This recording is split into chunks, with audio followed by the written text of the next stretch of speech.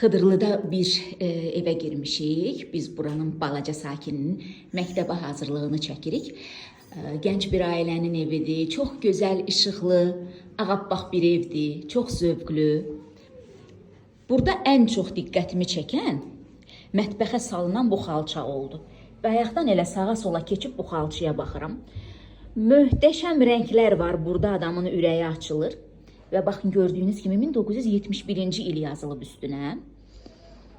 Bu xalçalar əslində muzey əşyasıdır, eksponatdır bunlar, tarixdir.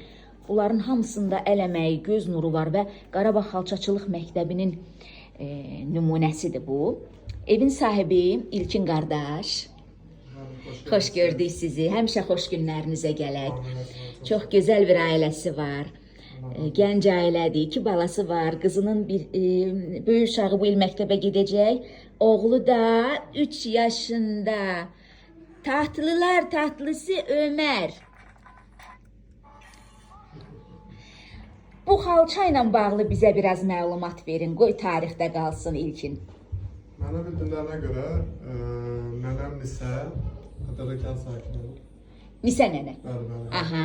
Xıdırlı cəmaat tanıyır Nisə nənəmi. O özü toxuyub bu xalçanı 1971-ci ildə. Məcburi köçkün düşəndən sonra da Bakıya gəldik. Bakıya gələn zaman da nənəm bu gəvən gətirmişdi.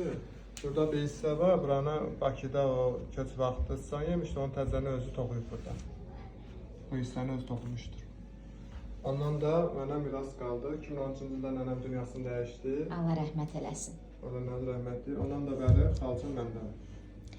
Bütün Xıdırlı cəmaatı Nisə nənəni rəhmətliyi tanıyır.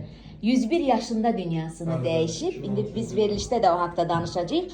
Və Xıdırlıda ən dadlı qaymaq hazırlayanlardan biri olub. İlkinin nənəsi. Allah rəhmət eləsin. Allah bütün dünyadan köçənlərimizə rəhmət eləsin. Xıdırlı öz qaymağı ilə məşhur olub həmişə. Və elə cəmaat bura qayıtmaqla da bu qaymağın, südün, bu heyvandarlığın, dadlı ağartı məhsullarının şöhrətini həmən özləri ilə qaytarmaqdadırlar. Bu haqda ayrıca videoda danışacağıq. Bu gözəlliyə yaxşı baxaq hamımız. Necə işlər görürmüşlər.